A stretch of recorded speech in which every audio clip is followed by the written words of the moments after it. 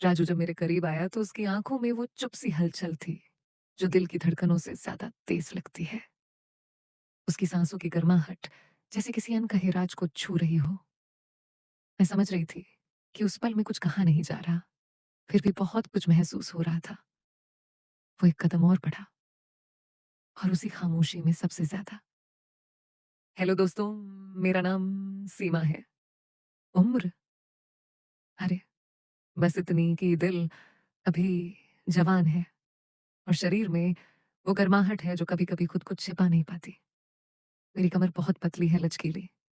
मैं जब चलती हूँ तो जवान मर्द मेरी लचकती कमर पर आंखें गड़ाए देखते हैं। मैं एक अमीर घराने की लड़की हूँ। पापा का बड़ा सा बिजनेस है, घर में सब कुछ है, कारें, नौकर चाकर, और वो सब जो पैसे से खरीदा जा सकता है। लेकिन जानते हो, कभी कभी ये अमीरी भी बोझ लगती है। मेरी आंखें बड़ी बड़ी हैं, होंठ गुलाबी, और फिगर ऐसा कि जब मैं चलती हूँ तो हवा भी थोड़ी सी सिहर जाती है। हाँ, मैं जानती हूँ कि तुम में से कुछ लोग सोच रहे होंगे कि ऐसी लड़की की कहानी में कितना मसाला होगा, कितनी गर्मी होगी। लेकिन रुको, मैं बताती हूँ सब कुछ, धीरे धीरे, जैसे कोई राज खोल रही हूँ। ये कहानी मेरी और एक गरीब लड़के की है। नाम उसका राजू। वो हमारे घर के पास ही रहता था, एक छोटी सी झोपड़ी में। गरीब था, लेकिन बदन में ताकत थी, कंधे चौड़े, और आंखों में वो चमक जो कहती थी कि वो कुछ बड़ा करेगा। मैं उसे पहली बार तब देखी जब, अरे शुरू से बताती हूँ ना। तो हुआ यूं कि हमारे घर के बगल में एक पुराना कुआं था, जो अब सूख चुका था। लेकिन वो कुआं हमारे लिए एक तरह का खेल का मैदान था। मैं शाम को अक्सर वहां जाती थी, अकेली, क्योंकि घर में सब व्यस्त रहते थे। एक दिन शाम का वक्त था, सूरज डूब रहा था, और मैं वहां बैठी थी, अपनी डायरी में कुछ लिख रही थी। अचानक मुझे लगा कि कोई मुझे देख रहा है। मैंने मुड़कर देखा तो वो राजू था। वो कुएं के किनारे पर खड़ा था, हाथ में एक बाल्टी ली। शायद पानी भरने आया था, लेकिन वो सूखा कुआं तो बस नाम का था। उसकी नजरें मेरी तरफ थीं, और वो मुस्कुरा रहा था। मैंने पूछा, क्या देख रहे हो? वो बोला, दीदी, आप यहाँ अकेली क्यों? कोई साथ नहीं? उसकी आवाज में वो गहराई थी जो मेरे कानों में गूंज गई। मैंने हंसकर कहा, अकेली हूं तो क्या, तुम हो ना अब। वो थोड़ा शर्मा गया, लेकिन पास आ गया। हम बातें करने लगे। वो बताने लगा अपनी जिंदगी के बारे में, कैसे वो सुबह सुबह मजदूरी करता है, माँ बीमार रहती है, पिताजी नहीं है। मैं सुनती रही और सोचती रही कि ये लड़का कितना मजबूत है। उसकी शर्ट थोड़ी खुली हुई थी, पसीने से भीगी, और मैंने महसूस किया कि मेरी नजरें वहां टिक गईं। अरे क्या करूं, इंसान हूं ना। लेकिन वो कुछ नहीं बोला, बस बातें करता रहा। उस दिन से हमारी मुलाकातें होने लगी। हर शाम वो कुएं पर आता, और मैं भी। वो मुझे अपनी कहानियां सुनाता, गांव की, जहां से वो आया था। वो कहता, दीदी, वहां की हवा अलग है, यहाँ शहर में सब कुछ तेज है। मैं हंसती और कहती, तुम्हारी बातें भी तेज हैं राजू। कभी कभी लगता है तुम कुछ और कहना चाहते हो। वो हंस देता, लेकिन उसकी आंखों में वो चमक होती, जो कहती कि शायद वो सोच रहा है कुछ और। घर के लोग तो सोचेंगे ना कि अब कुछ होगा, कि ये मुलाकातें कहाँ ले जाएंगी। लेकिन मैं बताती हूँ, वो बस बातें ही करता था। एक दिन वो बोला, दीदी, आपकी मुस्कान कितनी प्यारी है, जैसे चांद की रोशनी। मैंने कहा, अरे वाह, तुम तो शायर हो गए। लेकिन सावधान, ज्यादा मत बोलो, कहीं दिल ना लग जाए। वो हंस पड़ा, लेकिन मैंने देखा उसकी सांस थोड़ी तेज हो गई। हम घंटों बातें करते, कुएं के किनारे बैठे।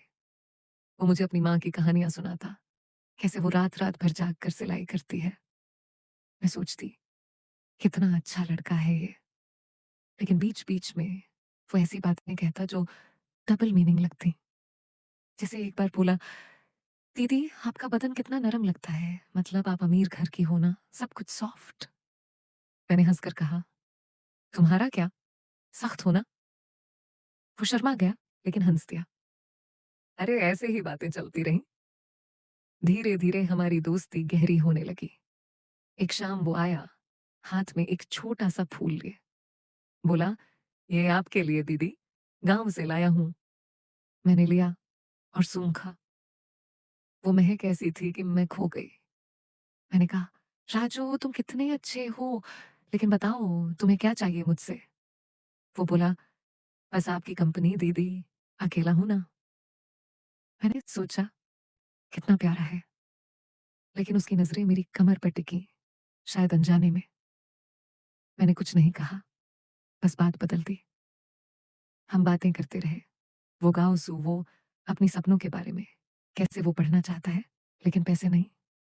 मैंने कहा, मैं मदद कर सकती हूँ। वो बोला, नहीं दीदी, मैं खुद करूंगा, लेकिन आप साथ हो तो अच्छा लगता है। उस रात मैं घर लौटी और सोचती रही उसकी। घर के लोग सोचेंगे कि अब रोमांस शुरू होगा, कि रातें गर्म होंगी, लेकिन नहीं, हमारी बातें बस दोस्ती की थी। अगले दिन फिर मिले। वो बोला, दीदी, आज मैं आपको कुछ दिखाऊंगा। मैं उत्सुक हो गई। वो मुझे कुएं के पीछे ले गया, जहां एक छोटा सा बगीचा था जो किसी ने बनाया था। वहां फूल खिले थे और वो बोला, ये मैंने लगाए हैं आपके लिए। मैं खुश हो गई और कहा, राजू तुम कितने क्रिएटिव हो। हम वहां बैठे, फूलों के बीच। वो मेरे करीब आया, शायद फूल तोड़ने के बहाने। उसकी सांस मेरी गर्दन पर लगी और मैंने महसूस किया वो गर्माहट। लेकिन वो बस फूल दिया और पीछे हट गया। मैंने कहा, तुम्हारी ये हरकतें राजू, कभी कभी लगता है तुम कुछ और चाहते हो। वो हंस दिया, नहीं दीदी, बस दोस्ती। लेकिन उसकी आंखें कुछ और कह रही थी। हम बातें करते रहे, घंटों। वो गावसू, वो कैसे वो रात को जागकर किताबें पढ़ता है चोरी छिपे। मैं सुनती और सोचती कि ये लड़का कितना मेहनती है। समय बीतता गया, अब हम रोज मिलते। एक दिन वो बोला, दीदी आपका घर कितना बड़ा है, कभी अंदर दिखाओ ना। मैंने सोचा, क्यों नहीं, लेकिन घर वाले क्या कहेंगे? फिर भी मैंने कहा, ठीक है कल आना, जब सब बाहर हों। घर के लोग तो उछल पड़ेंगे, सोचेंगे अब घर में कुछ होगा। लेकिन सुनो आगे। अगले दिन वो आया, चुपके से। मैंने उसे अपने कमरे में ले लिया। वो चारों तरफ देख रहा था, बेड, अलमारी, सब। बोला, दीदी आपका कमरा कितना सुंदर है, जैसे आप। मैंने हंसकर कहा, बैठो ना, चाय पियोगे? वो बैठ गया बेड पर। मैं चाय बनाने गई, लेकिन मन में थोड़ा डर था। लौटी तो वो मेरी डायरी देख रहा था। मैंने कहा, अरे वो मत पढ़ो।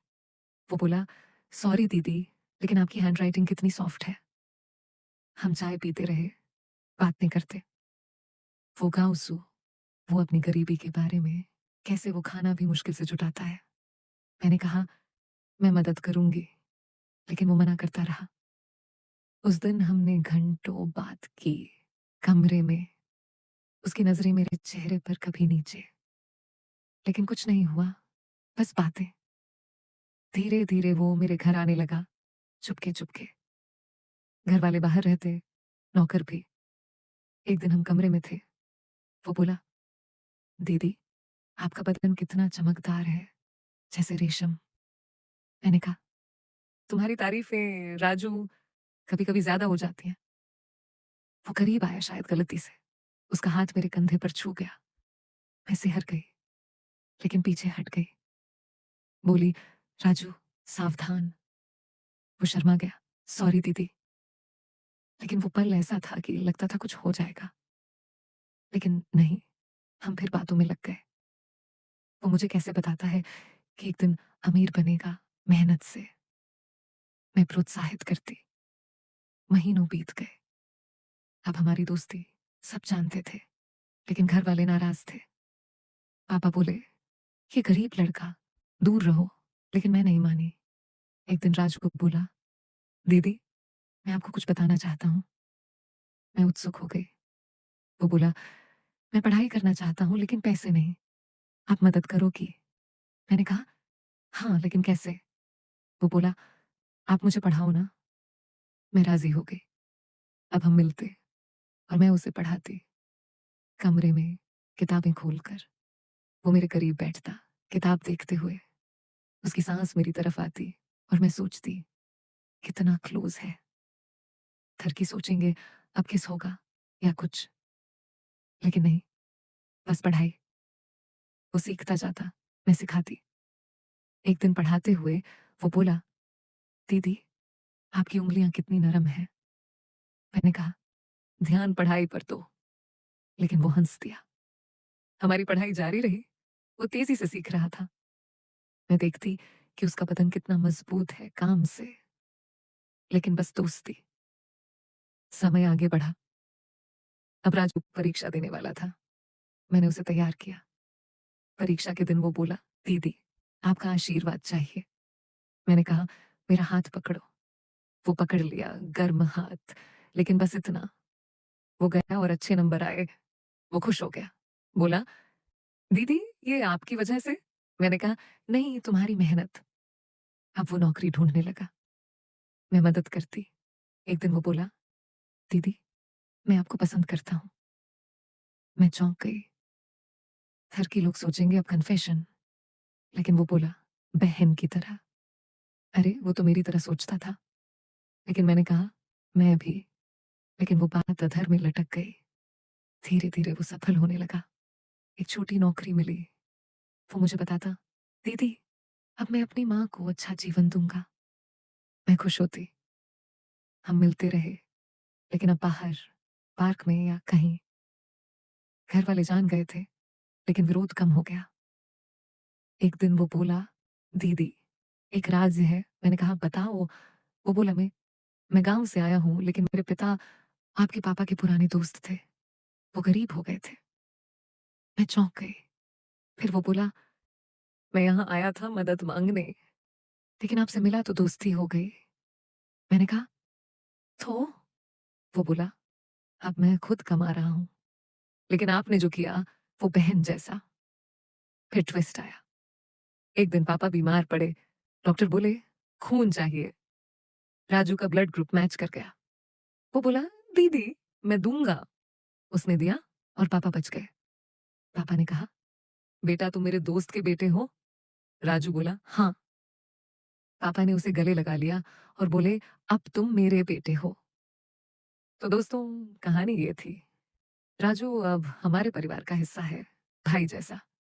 लेकिन ये थी सच्ची दोस्ती और परिवार की कहानी। वो मसाला बस बातों का था, असल में सब पवित्र। राजू अब बड़ा आदमी बन गया अपनी मेहनत से।